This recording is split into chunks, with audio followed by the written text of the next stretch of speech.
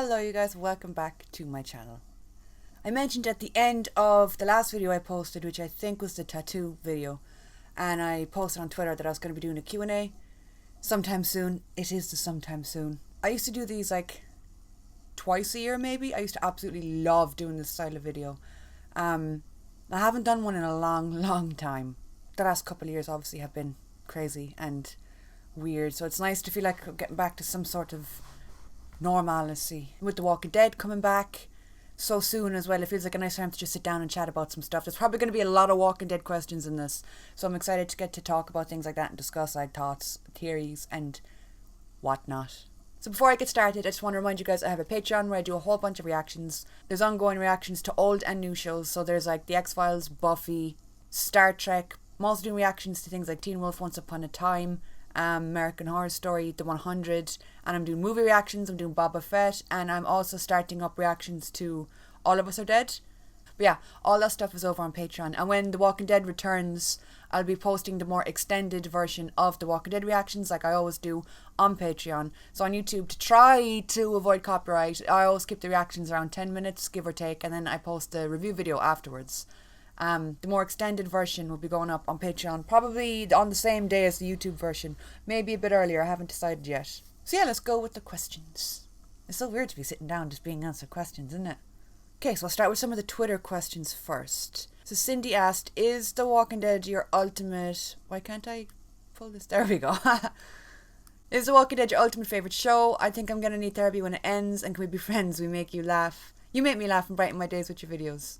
Thank you so much. It's so weird whenever I hear things like that, because it's so easy to forget that when you put stuff out online that people see it. I just do videos honestly and just post them like, yeah, well, if anyone watches, they watch, and if they don't, they don't. But like, I've had so many people say that reaction videos in general are such like a central thing to how people watch things like The Walking Dead. It's part of their little routine. You know what I mean? That you watch the episode, then you watch reactions, you'd watch Talking Dead, or you'd go online and get involved with discussions. So the thoughts that anybody would make me part of their routine is nuts. And my favourite thing in the world is making people laugh. Like hearing someone, or someone leaves a comment and they like, you know, quote a part of the video and they're like, oh, it made me laugh, lol, whatever. That is, it's my absolute favourite thing just to read. So thank you so much, Cindy. And dude, yes, of course we can be friends if you can handle the weird. Which if you watch me and you have been for a while, I'm pretty sure you're cool with the weird. Your first question's interesting though. Is The Walking Dead your ultimate favourite show? Ooh. I mean, like, part of me wants to say yeah, because I have everything centered around it. Like, I have like a whole half sleeve of tattoos. I have the whole display going on in the background where it's all Walking Dead stuff. I would probably say, yeah, it is my ultimate favourite show. But outside of that, my favourite comfort show would be Supernatural. I've loved Supernatural longer, and I have more like intimate memories with that show. So I don't know. I honestly don't know. I'm just gonna go ahead and say yeah, Walking Dead is probably my ultimate favourite show. But I think I have more love for Supernatural. I'm going to leave it at that because I'm pretty sure we're going to end up circling back to Supernatural at some point during this video. Joanna said I'm going to ask my two questions Kate style. Looking fucking back in seasons from The Walking Dead, how much do you think the show has fucking changed, if fucking so, for the fucking better? Or fucking not? I think with any show, especially like if it's long running, it's going to change and develop naturally because storylines have to progress and change. You got to take characters in different ways, but also because like if directors or showrunners or writers or producers, if they chop and change as the show progresses, you're going to see it, you're going to feel it, it's going to be apparent on screen. I do think it has changed for the better, but I feel like in the latest season, even though there's been so much newness and so much that has changed, I still feel like we're kind of coming back a little bit to the smaller scale vibe of season 1. And I don't know, I think introducing like all the different spin-offs and shows and all the different characters that have come into it have kind of changed the universe of the show as well. A lot of people don't like change, and I'm one of them, but I do feel like the show has, it's changed enough to keep it interesting, to keep it new, to keep it fresh, to keep new ideas rolling without losing the essence of the show. Bring Orgy and Michonne would be fucking cheesy or fucking thumbs up. Oh, you mean Rick Grimes and Michonne come back for the finale? Yeah, a lot of people have been saying that about the finale, like what do you want to see and stuff. I think it's going to be hard to pull off given the fact they've left the show, and I don't know what's going on with the Rick movies.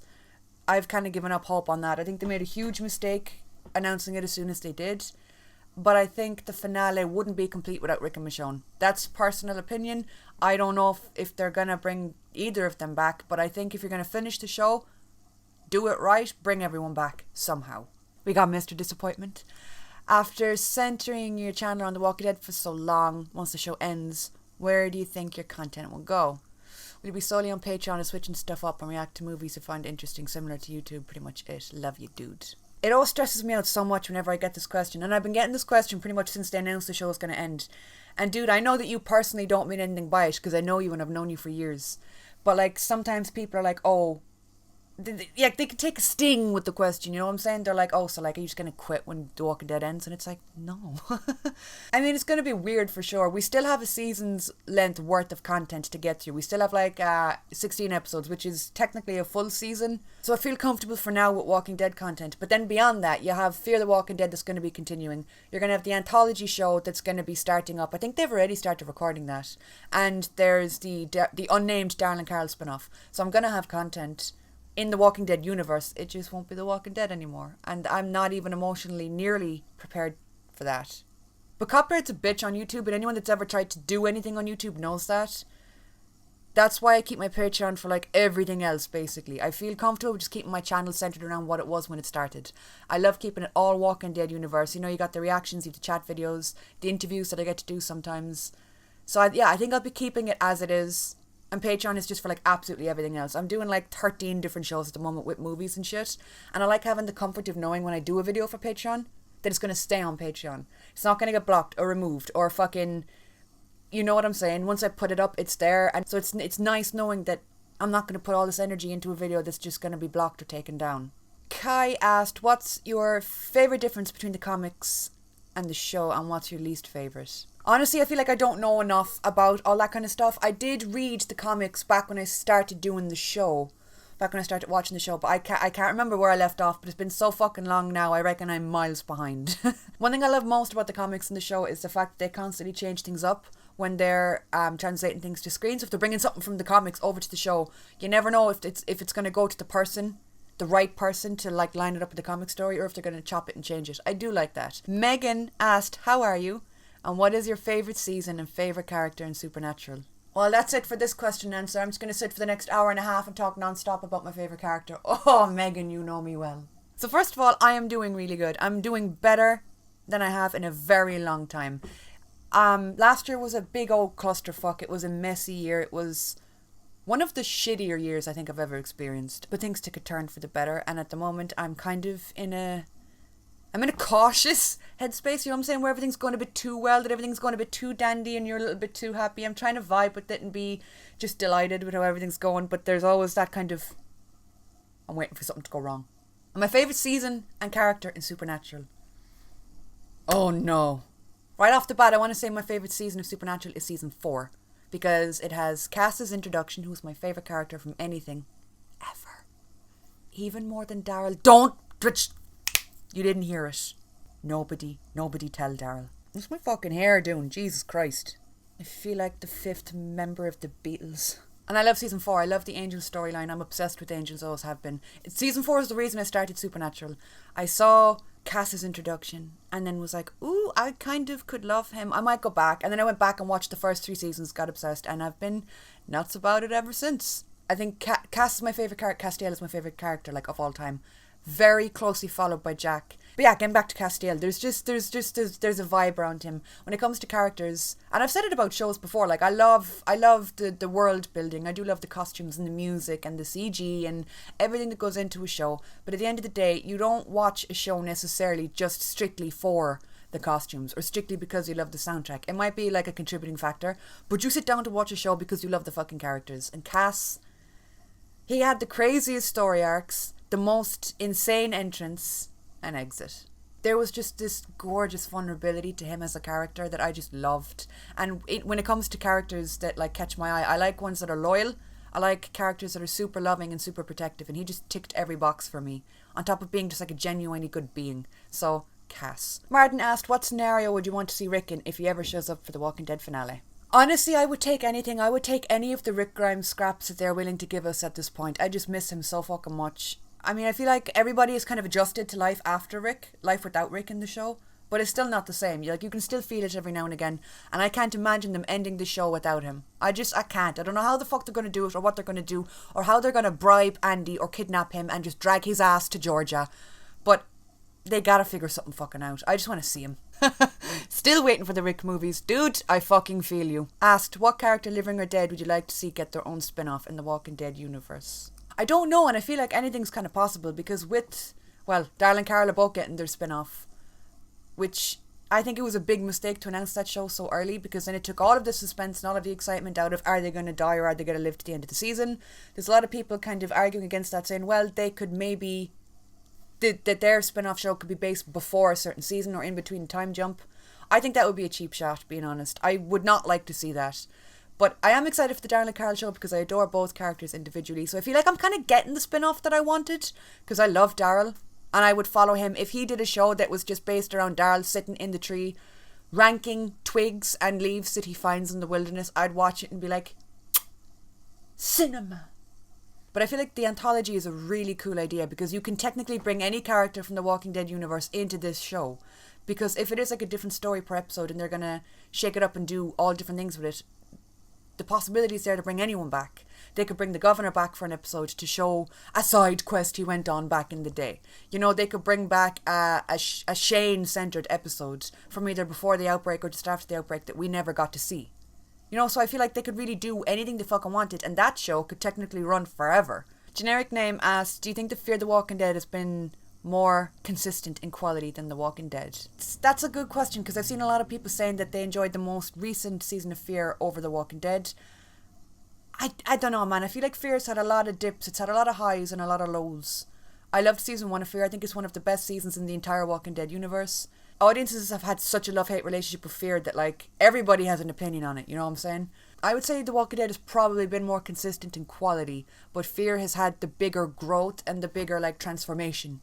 Logan asked, who's your 3 favourite male characters and 3 favourite female on The Walking Dead? What was the saddest moment for you in your favourite season? 3 favourite male characters would be Rick. Fuck. No. Well, yes, but no. Darryl, Rick, and Ezekiel. Favourite 3 female characters would probably be Michonne, Carol, and Connie. Connie actually has one of my favourite episodes in one of all-time Walking Dead history. The one with her and Virgil. Saddest moment watching The Walking Dead. Probably either the Negan lineup or when Rick exited the show. When he's on the bridge and you have everybody watching. Michonne's cries, you could feel them in your body. Daryl's little broken expression, again, you could just feel it. It was just pure devastation. I think that's probably the saddest moment. Even maybe more than the lineup. Favourite season of The Walking Dead ever? It's going to be controversial, but I'm going to say season 7. I loved season 7. I loved that it had a different vibe, a different feel. I just really I liked season 6, but I think I preferred season 7 over that. My overall favourite season, or my overall favourite overarching story would be the prison storyline. Kenneth asked, I know you're an artist. Is there any way you can play something from your sketchbook or show us your sketchbook in a video? No. I do draw a lot, and I'm very hands-on with stuff. Like, I love knitting, I love crocheting, I love embroidery, I love creating in any form. I love painting, drawing. I've drawn an awful lot of my tattoos. This is awkward. You get to see them all the time. Look at them. Pantera asked, I have a 2-part question. First, how'd you get to be so cute, and how'd you get to be so goddamn cute? Thank you very much for the sweet tweet. 1, smoke and mirrors, and 2, knowing my angles. Lardy Buffalo Socks, what a name, my dude, asked, is there anyone from The Walking Dead you haven't met that you would love to? Honestly, I don't think so. I think I've met almost everybody from the show, with the exception of like a few cast members here and there. But anyone that I've really wanted to meet, I have been lucky enough to get to do. I mean, I got to meet Denai, I've met Stephen Yun, I met Norman, Andy, Melissa. I got to meet Carrie and Cooper. I think I've met almost everybody from the show that I would like to. I would give anything to go back to like 2017, 2018 and to just go back and experience those conventions for the first time again. Because there was a convention I went to there that I met Andy, Jeffrey, and Norman in like the same weekend. That was just like crack. injected directly into your brain fucking stem. I can't even explain the excitement that weekend contained. So I'd love to get to do something like that again. Like I said, I do miss conventions and I miss doing stuff like that, but someday I'm going to get back out there. It's not that day yet. I'm fine being in my room, being like all dressed and sophisticated, but like snuggly in my blankie also, you know? Dylan asked, is there any particular Is there any particular moment from The Walking Dead you personally love but the rest of the fandom hates? And I hope you're doing okay. First thing that comes to mind is probably like the Negan lineup. I loved how that was done. I loved the tension. I loved how disgusting it was. I loved that after I watched it, I honestly did feel kind of sick. I was like, fuck this show. Fuck everything got to do with this show. I was so enraged. I nearly rage quit. Like, it is called The Walking Dead. It is about an apocalypse. Or an apocalyptic world. It's vicious, it's violent, it's not supposed to be a sweet show that makes you feel good, you know what I'm saying? It does have heartfelt moments, but it's supposed to be gory, it's supposed to be disgusting, and like, how far will a human go to survive, and how fucked up in the head can people get? So, I think it did really, really, really well at kind of showing you that. And then ending on the cliffhanger too was just, ugh. Are you actually shitting me? Oh my god! What? I always lump the season 6 finale and the season 7 premiere into the same episode because they both center around the Negan lineup. But I fucking love that, and I think that's why I loved season 7 so much too, because it was like the aftermath of all of that. And I remember the excitement and the hype. I didn't know it at the time, but I was living through and experiencing the absolute peak of the show for me. Meek Deadhead asked, out of the big characters in The Walking Dead that is a risk of dying, between Negan, Rosita, Gabe and Zeke, which one of them do you see dying this season? Lads, yeah, it stresses me the fuck out, because like I just said, it's a show where anybody can die at any time, and like we have to be cool with that. I'm going to be a hypocrite real quick. If they kill any of the characters I love, I'm going to write strongly worded emails to someone. I feel like Gabe has been getting a lot of screen time, and he was featured very heavily in the trailers we've seen so far. That puts him at risk. But Aaron has also had the same treatment lately, which puts him at risk. We know Ezekiel is already struggling with his health, which puts him at risk. And Rosita, I thought she was gonna leave last season, either last season or the season before, when she got the role of Selena. When Christian got the role of Selena, I thought that that's it, she'll probably leave the show, but she didn't. So I kind of feel like if she didn't leave, then I don't think they will kill her off. All I'm going to say is if they kill Ezekiel, I'm going to staple somebody's eyelids to their earlobes. Thank you for the question. Yeah, The Walking Helen asked, what's your favourite season of The Walking Dead, your favourite episode, and how would you want the show to end? I think I've answered the favourite season and episode, and when it comes to the ending, it's a tough one because you're never going to get it right. You're never going to have an ending that everybody likes, that everyone is happy with, right? And I'm very much, I have always taken the stance of like, well, I'm not a writer, so I wouldn't know how to end a show, but I know what I want to see. You know, I know what I want to feel once the credits roll. Like, I do reactions for the 100 on Patreon, and I very recently finished the show. And I couldn't help feel just a little bit empty after finishing the episode. I was like, that's it? And I had so many unanswered questions, and I had so many, like, thoughts that I was just so let down. And I have felt that before with finishing a show, because, like, they're not going to get everything perfect. But with The Walking Dead, there are so many opportunities to do it right. I just want to see a clear end. I don't want open ends. I don't want threads that could lead here, there, or anywhere. I don't want them planting seeds. The show is going to end. You can plant seeds in the spin-off show. You can plant seeds between now and the end of The Walking Dead that could be picked up in the spin-off or the anthology. But when The Walking Dead ends, I want it fucking done. I want a clean-cut ending. I'd like to see happy. I don't want everyone to die.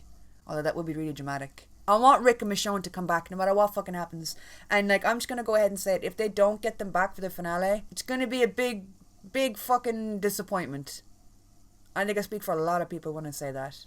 Savi asked, would you want to live in the world of The Walking Dead or Supernatural?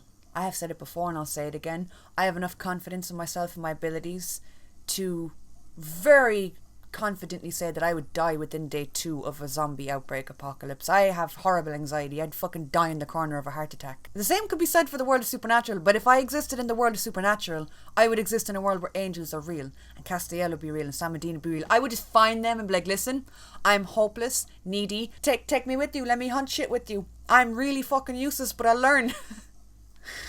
Supernatural, I'd probably say. That being said, the Walking Dead universe has like Daryl and Michonne. I'm sorry, I have a quick question right here. Tom asked a question, right? Super good question. They said, YouTube question, I'm a YouTuber on the road to 5k subs with 2 million views. What advice would you give to somebody to help to grow and expand their skills? Team fucking YouTube replied, I am shook. The amount of times I have reached out to Team YouTube about issues, copyright problems, whatever regarding YouTube, and they never get back to me. Ever! You motherfucker. Anyway, getting back to the question. When it comes to like growing and expanding your skills, just, I don't know. I've always kind of said like do what you love, stick to what you are comfortable with, push your boundaries every now and again, you know, like when I started doing videos, I never ever had it in my mind that I wanted to like interview cast members. That was never a thing on my mind, and if it was, I probably would have like stopped doing videos. I'd have been like, nah, that's too much for me. No thanks, too much responsibility, too scary. But have like a goal for what you would like to do, what you would like to see. Like I love that I've created a community that keeps coming back. No matter how big or how small, there's a core here that will keep coming back and clicking on videos. That there's relationships struck up and built, there's friendships that I've made along the way. That to me is the most rewarding thing. I don't really focus that much on numbers because as amazing as it is, like last I checked I'm like on 60,000 or something, 60,000 subscribers. As amazing as that is, I don't really get caught up in the number game. I never really did. From the very beginning I never really did. It's amazing to watch your numbers grow, but if you focus on that, that's all you're going to see. And everything else will become background noise to you, and all you're going to care about is numbers. Like, I've known people like that. I don't think that's a healthy mindset, but I do think it's good to keep goals, like, in place for yourself. Let's jump over to YouTube, because I'm pretty sure I posted on my community tab of YouTube. Baseball asked, did you like the Reaper's arc? I feel like they could have made it more interesting due to the fact they're trained soldiers who actually know how to fight. Yeah, I mean, I feel like they were kind of brought into it and then just shoved out of it really fucking quick, and now Leah has taken over. You guys know my stance on Leah already. I feel like I get what they were doing, but they just didn't execute her story well enough for me to give a fuck. You've established that her and Daryl have known each other for a few years. The viewers have not. We've known her for one episode, and then continuing on from there. I don't know, I couldn't warm up to her. I didn't really care about her all that much, and now I don't really care about her all that much either, even though she's going to be like a villain probably for like an episode, until she either decides to stop with the villainous fuckery or steps down. So yeah, I feel like they could have done the Reaper's arc a little bit more on a bigger scale. There was a lot done with the Reaper's arc that I feel like I didn't really like all that much, and I feel like it kind of started and was over in a fucking blink in comparison to like the Saviors or the Whisperers or even Terminus. Like, I feel like the Reapers had a super small arc. Zasman Reviews asked, how do you think part 2 of season 11 will end? And I love all you do. You're shining light in these dark, unprecedented times. These comments like that just make me like sit here and be like, I'm perceived by other people. Other people see me and have opinions of me, and that spooks me, humbles me, and just makes me feel all fuzzy. I think they're going to end part 2 of season 11 with some kind of cliffhanger. Like, that's usually how they go with mid-season finales.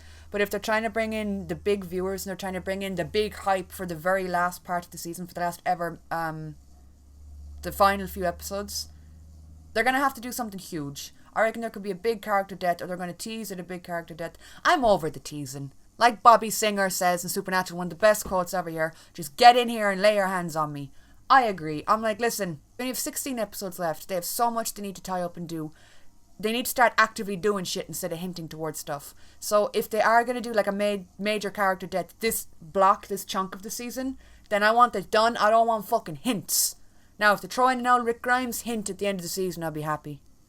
Eamon asked if you could bring a character back to life from The Walking Dead, who would it be and why? But I don't know, and as much as I hate to say it, I feel like any character that died, and then everybody was impacted around them. I don't want to say they died for a reason, but every character around them had an impact. Like, a death I wasn't that on board with would be Carl's death. He had such potential. There was so much they could have done with his character, and then they just didn't. They murdered him. But then look at what that did to Rick. Look at what that did to Michonne. You know what I mean? Look at what it did to Sadiq. There's just so much that changed that like was a ripple effect that I'm like, okay, I can see that. And if he didn't die, if that never had happened, what would have happened then with all of those little sub-storylines that directly were impacted by this? What would have happened Negan? You know, so there's a lot to take on and to kind of take into consideration. I'm sad that Glenn never got to see his kid. That really pisses me off to this day. Still salty. Charles asked, not sure if you answered this question, but if you had to list your 5 top characters in the Walking Dead franchise, TV or comic, who would they be? And send in all the gay boy hugs. Sending all the hugs back at you, my dude. I don't know. I feel like my top 5 change so fucking often, like with new additions and then with departures from the show. My number 1 has been Daryl since day one, and I used to be like, well, I used to be unashamedly open about that fact, and then I was a bit embarrassed about that fact, and I've circled back around to giving a fuck. I'm 25. I don't care what people think of me anymore. I'm like, I love him. Suck a fuck. Love Daryl. I think he's had an incredible story arc. Yeah, he's gone stale at times, but who hasn't? I've been as stale as a slice of 2-week-old bread these last 2 years because of everything. So he's been like my all-time favourite since the get-go. I also adored Rick. I love Michonne. I love Connie. I love Carol. I love Ezekiel. I love Jerry. I love the lightness that he brings to the show. Kynan asked your thoughts on Fear the Walking Dead with possible late returning characters and possibly characters that are leaving or have left. So Alicia, Madison, Strand and Al. What do you think on your thoughts on Alicia when she got sprayed with the radioactive walker blood? Do you think that could be a threat? Yeah, I don't know. I feel like when they announced there's Fear the Walking Dead spoilers about to happen, so if you are not... Well, it's not really spoilers because it was announced on their official Twitter page. So I have always had this thought on people announcing shit. I don't get it. I don't understand it. You're ruining the surprise. It's a big Dumbo move. They did it with the Daryl and Carol storyline when they were like, yeah, we're going to have a Daryl and Carol show. And it's like, okay, so they survived the end of the show then? Cool. Way to kill the tension. They did it with Rick's departure, with Michonne's departure. Like, I'm like, you don't need to announce every little thing that you do regarding your show.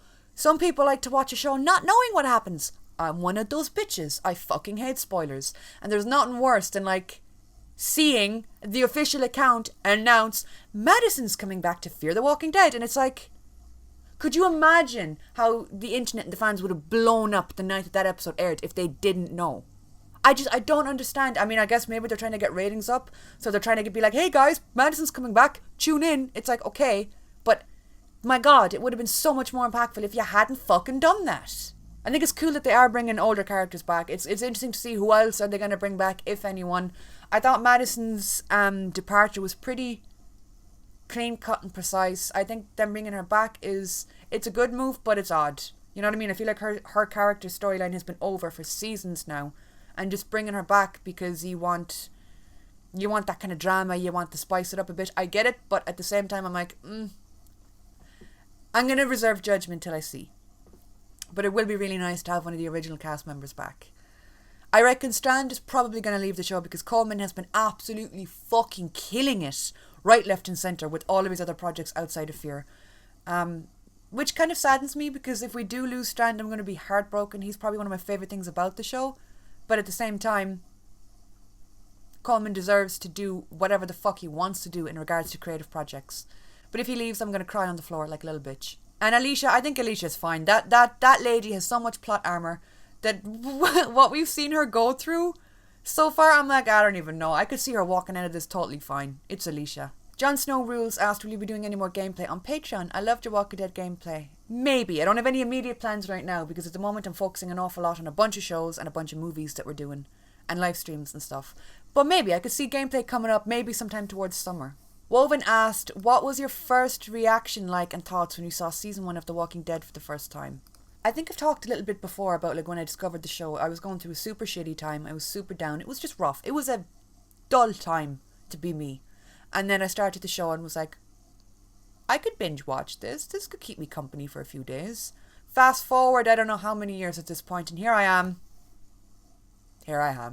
Dee asked, what would be your ideal storyline for Alicia Clarke? My ideal storyline would be for her character to be dealt with and treated with respect. She is such a fantastically written character. And what's interesting is I didn't like her in the beginning, and I never made a secret of that. You guys, if you've seen my older reactions, the ones that aren't copyright blocked, we're not going there today because I'm in a good mood. If you guys seen like my older reactions, my older videos, I had like a struggle with growing into her character. I had like a love-hate relationship, and I was always super vocal about that. I won't hide my feelings on a character. If I don't like someone, I don't like them, and I don't care how anybody takes that.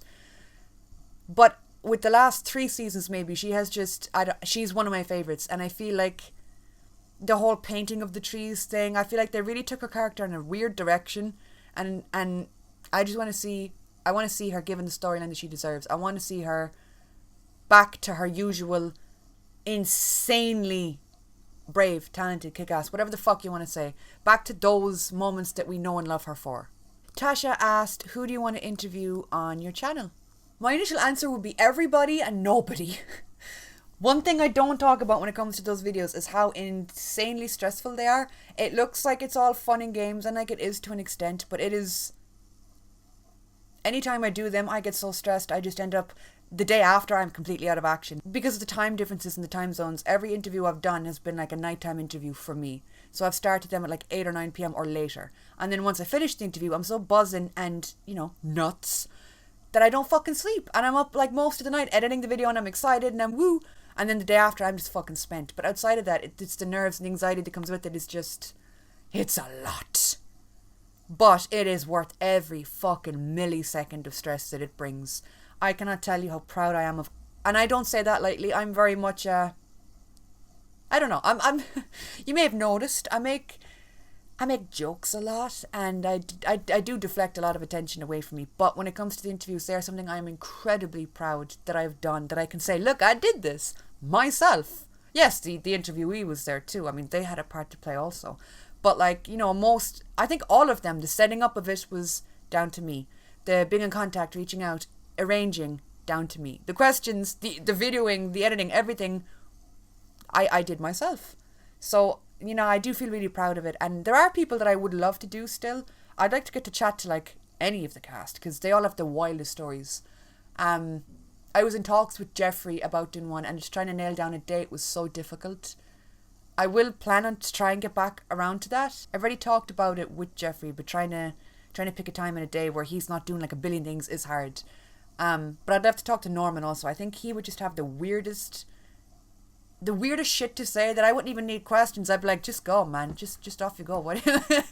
I'd be like, so like, what's your favourite quality about Daryl? And 20 minutes later, he's describing in intricate detail the fucking, the inner workings of a pedal on a bike. And I'd be like, fucking sick, man. I did not know that.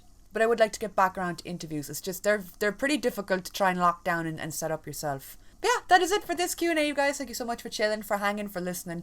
The link to my Twitter, my Instagram, Patreon, everything is down below. I'm pretty active on socials, more than I probably would be on YouTube. But once The Walking Dead starts up again, I'm going to be on here all the time talking shit and doing reactions. So you'll see me around. You sat through, I don't know how long it's going to be once I edit it down, but you sat through like nearly an hour of me talking shit.